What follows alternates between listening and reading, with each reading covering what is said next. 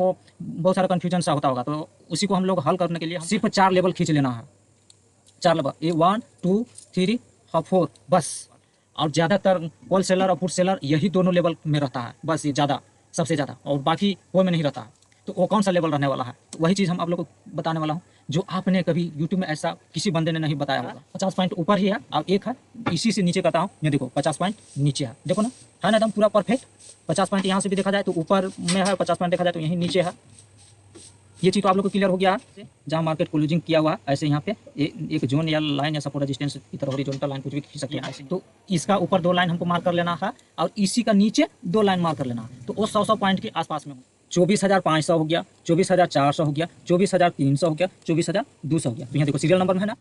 सबसे पहले हम सीखने वाले हैं आज आप लोग को 4 लेवल देने वाला हूँ और सेम टू सेम आप लोग को ही 4 लेवल खींचना है, मगर खींचना कैसे है वो चीज़ हम आप लोग को बताने वाला हूँ। तो सबसे पहले कैसे खींचोगे वो 4 लेवल, तो थोड़ा सा हम आप लोग को बताने का कोशिश करेंगे। जैसे आप लोग सपोर्ट रेजिस्टेंस खींचते होंगे तो आप लोग कैसे खींचते होंगे, कहीं पे इस तरह से ऐसे अगर चार्ट बना होगा तो ये हो गया सपोर्ट, ये हो गया रेजिस्टेंस, इस तरह से आप लोग खींचते होंगे, ठीक है, ये सपोर्ट रेजिस्टेंस। तो इस तरह से आप लोग को खींचना नहीं है। इससे आप लोग को क्या कन्फ्यूजन होता होगा, पहले बड़े टाइम फ्रेम में देखना होगा 1 घंटे में, फिर आ जाना होगा 15 मिनट में, फिर आ जाना होगा 5 मिनट में, और कोई किसी मतलब किसी टाइम फ्रेम हो सकता है 3 मिनट में भी हो सकता है। स्कैल्पिंग करना हो तो आ जाते होंगे 1 मिनट में भी। तो ट्रेड लेने के लिए जहाँ तक अधिक लोग क्या होते हैं मतलब 5 मिनट में ज़्यादा ट्रेड करते हैं। तो 5 मिनट में ट्रेड करते हैं तो उसके लिए सबसे पहले आप लोग को बड़े टाइम फ्रेम में ऑब्जर्वेशन करना पड़ता है। उसके बाद सपोर्ट रेजिस्टेंस बड़े टाइम फ्रेम के हिसाब से खींचना पड़ता है। उसके बाद फिर छोटे टाइम फ्रेम में भी सपोर्ट रेजिस्टेंस खींचना होता है। तो उससे आप लोग को ये टाइम फ्रेम कभी ज़्यादा टाइम फ्रेम कभी कम टाइम फ्रेम ये सब देखना बार बार पड़ता होगा। इससे आप लोग को बहुत सारा कन्फ्यूजन सा होता होगा। तो उसी को हम लोग हल करने के लिए हम आए हैं कि उस तरह से अगर हम लोग को बचना है तो कैसे हम लोग को बचे। तो सबसे पहले आप लोग को सिर्फ एक टाइम फ्रेम ले लेना है। आप कोई सा भी टाइम फ्रेम ले लो, 1 घंटा, 5 मिनट, 10 मिनट या 5 मिनट, तो सबसे बेस्ट है बस एक टाइम फ्रेम चुन लो, बस 5 मिनट। बस इसके बाद आप लोग को कोई टाइम फ्रेम चुनने की ज़रूरत नहीं है। आपको सिर्फ 5 मिनट टाइम फ्रेम आपको सिर्फ 4 लेवल खींच लेना है। 4 लेवल, ये 1 2 3 और 4 बस। मार्केट ओपन होने से पहले आप लोग को 5 मिनट पहले बैठना है। बस आप लोग को बस सिर्फ क्या करना है, बस 4 लेवल ऐसे खींचना है, बस ज़्यादा नहीं।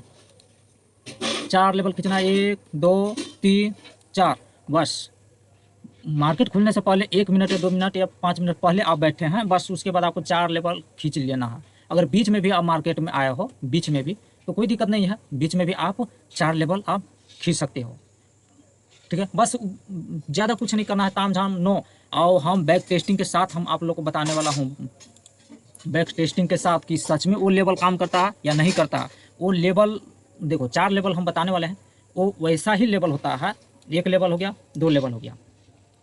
इसी पर होता है कॉल राइटिंग और इसी पर होता है पुट राइटिंग, मतलब कॉल सेलर पुट सेलर 2 ही जगह पे होता है, एक ऊपर और एक नीचे। तो बस यही लेवल हम लोग को खींचना हो, ये अधिकतर लेवल, और ज़्यादातर कॉल सेलर और पुट सेलर यही दोनों लेवल में रहता है, बस ये ज़्यादा, सबसे ज़्यादा, और बाकी कोई में नहीं रहता है। सबसे पहले तो मार्केट यहाँ पे क्लोज हुआ है, तो एक छोटा सा एक ऐसे मोटा मोटी एक छोटा सा जोन खींच लेता हूँ, ठीक है, समझने के लिए। चलो यहाँ पे क्लोजिंग हुआ है, तो अब हमको क्या चीज़ खींचना है, 4 लेवल कौन कौन सा हो जाएगा। साइकोलॉजी लेवल की बात मैं नहीं कर रहा हूँ, साइकोलॉजी नंबर मैं छोड़ के बता रहा हूँ।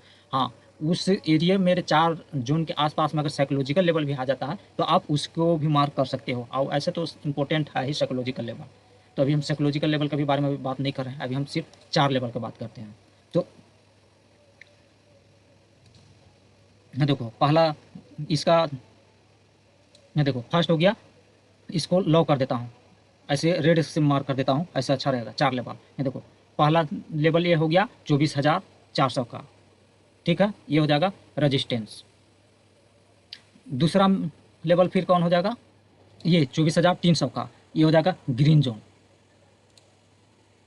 सपोर्ट रेजिस्टेंस की तरह काम करेगा। नहीं है विश्वास तो हम आप लोग को बैक टेस्टिंग के साथ बताने वाला हूं। अगर आपको नहीं विश्वास है तो आप बैक टेस्टिंग आप खुद से कर लीजिएगा, और सचमुच में देखिएगा बैक टेस्टिंग करने के बाद कि हाँ ये एक्चुअली जिस बंदे भाई ने बताया है उस एक्चुअली सही बताया, और ये चीज़ किसी भी बंदे ने नहीं बताया।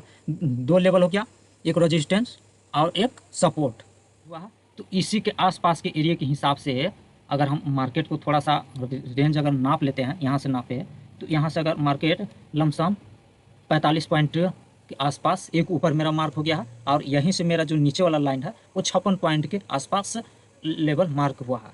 तो ये चीज़, दो चीज़ हो गया। कम से कम ये दोनों जो फर्स्ट और सेकेंड जो सपोर्ट रेजिस्टेंस की तरह जो हम लोग जोन मार्क करेंगे, तो वो जो फर्स्ट ये हो गया और सेकंड ये हो गया, तो ये रेजिस्टेंस हो गया और ये सपोर्ट हो गया। पहला अब इसी के बीच में मार्केट है, थोड़ा बहुत 5-10 पॉइंट के ऊपर नीचे हो क्लोजिंग के हिसाब से, जहाँ पे क्लोजिंग मार्क यहाँ हो जोन, उसके आसपास से अगर ऊपर नीचे थोड़ा बहुत कम बेसी 50-60 पॉइंट के ऊपर नीचे हो तो दो लेवल मार्क कर लेना है। क्लोजिंग प्राइस से कम 50 पॉइंट के ऊपर होना चाहिए, 50 पॉइंट या 60 पॉइंट नीचे होना चाहिए। तो थोड़ा बहुत 10 पॉइंट के ऊपर नीचे, उससे कोई खास दिक्कत, कुछ खास फर्क पड़ने वाला नहीं है। तो ये इस तरह से सपोर्ट रेजिस्टेंस की तरह दो जोन मार्क कर लेना है। फर्स्ट में मार्क कर लिया हूँ ये रेजिस्टेंस के लिए, और सेकेंड में मार्क कर लिया हूँ सपोर्ट के लिए, और बचा दो जोन और। तो एक जोन मेरा बन जा रहा है यहाँ साइकोलॉजिकल लेवल का जोन बन रहा है 24,500 का, साइकोलॉजिकल लेवल का जोन बन जा रहा है 24,500 का सेकेंड थर्ड वाला, और एक जोन नीचे का ये आ जाएगा 24,200 का, ये जोन आ जाएगा। 4 जोन खींच लिया हो तो मान लो 2 सपोर्ट का हो गया, 2 सपोर्ट का हो गया और 2 रेजिस्टेंस का हो गया, ठीक ना। 2 सपोर्ट का हो गया और 2 रेजिस्टेंस का, सिर्फ यही 4 लेवल है। और इस पर आप लोग ट्रेड कैसे करना है वो भी मैं बता दे रहा हूँ। तो देखो, अगर इसके ऊपर यहाँ पे मार्केट कल अगर खुलता है, ये ऊपर चल जाता है, तो ऊपर चल जाता है तो ये जो रेजिस्टेंस, जो पहला रेजिस्टेंस है, तो ये सपोर्ट बन जाएगा। यहाँ ऊपर से खुलता है तो ठीक है, और फिर यहाँ से अगर नीचे गिर जाता है तो ये रेजिस्टेंस तो ऐसे है ही। और दूसरी बात, फ्लैट में ही अगर यहीं मार्केट खुलता है, फ्लैट में ही अगर यहाँ से खुलता है, अगर यहाँ पे अगर यहीं से मार्केट ऊपर चल जाता है तो ये तो खैर सपोर्ट बन जाएगा। और दूसरा में क्या चीज़ है, अगर मार्केट हो सकता है गैप डाउन खुल गया और यहीं से जो सपोर्ट लाइन खींचा था और यहीं से अगर मार्केट नीचे चला आता है, इसे नीचे आ जाता है, तो ये फिर रेजिस्टेंस हो जाएगा। क्योंकि पहले इसका ऊपर है तो सपोर्ट और इसका नीचे तो रेजिस्टेंस, तो यही हो गया सपोर्ट बिकम द रेजिस्टेंस। क्योंकि सपोर्ट और रेजिस्टेंस कोई लाइन नहीं होता है, बस उसका ऊपर है तो मान लो ये लाइन है, इसका ऊपर है तो सपोर्ट हो गया, इसका नीचे हो गया तो यही लाइन हो गया, फिर यही लाइन हो गया रेजिस्टेंस हो गया। सेम नियम इसमें भी लागू होता है और सेम नियम इसमें भी लागू होता है, तो इसके लिए कन्फ्यूजन नहीं होना है। तो अब हम सबसे पहले हम बैक टेस्टिंग करते हैं कि इसी के आसपास अगर मापा जाए, यहीं से जहाँ से क्लोजिंग हुआ है, यहाँ देखो क्लोजिंग हुआ है, यहाँ देखो यहाँ से ऊपर माप रहे हैं तो 47 पॉइंट है, मान लो 50 पॉइंट है ऊपर, ठीक है। मेरा जो लाइन है 50 पॉइंट ऊपर ही है, और एक है इसी से नीचे करता हूँ, ये देखो 50 पॉइंट नीचे है, देखो ना, है ना एकदम पूरा परफेक्ट। 50 पॉइंट यहाँ से भी देखा जाए तो ऊपर में है, 50 पॉइंट देखा जाए तो यहीं नीचे है। ये चीज़ तो आप लोग को क्लियर हो गया है। और ऐसे समझना है तो आप छोटा सा ऐसे जहाँ मार्केट क्लोजिंग किया हुआ है, ऐसे यहाँ पे एक जोन या लाइन या सपोर्ट रेजिस्टेंस की तरह हॉरिजॉन्टल लाइन कुछ भी खींच सकते हो, ऐसे यहाँ देख लो। देखो अब देखो, जो यहाँ इसका क्लोजिंग के हिसाब से और ये रेड लाइन जो खींचा हूँ रेजिस्टेंस, इसी के हिसाब से यहाँ देखो कितना गैप है, और यहाँ से यहाँ नीचे देखो कितना गैप है। दोनों लाइन के बीच में ही ये मार्केट क्लोज किया है। तो हम आप लोग को फिर क्या बताए थे, जो नीचे वाला जो सपोर्ट है उसके नीचे अगर मार्केट रहा तो रेजिस्टेंस की तरह काम करेगा।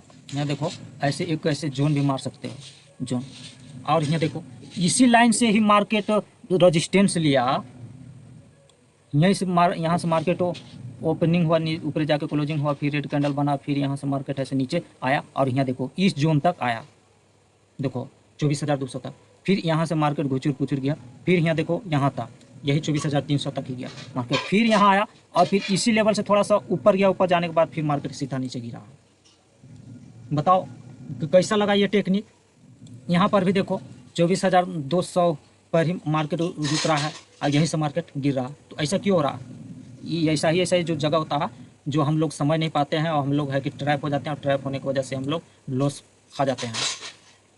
और एक चीज़ यहाँ पे और बताने वाला हूँ कि यहाँ देखो जो हम लाइन जो खींचे हैं, ना देखो जो लाइन खींचे हैं यहीं पे रेड कैंडल क्यों बना है, कोई बता सकता है कमेंट बॉक्स में ज़रूर बताना। यहाँ देखो इसी जगह पे इसी लाइन पे क्यों रेड कैंडल बना। रेड कैंडल हो सकता था इधर भी बन सकता था, यहाँ भी बन सकता था, यहाँ भी बन सकता था। तो रेड कैंडल इसी जगह क्यों बना है, इसको नहीं बनना चाहिए था ना।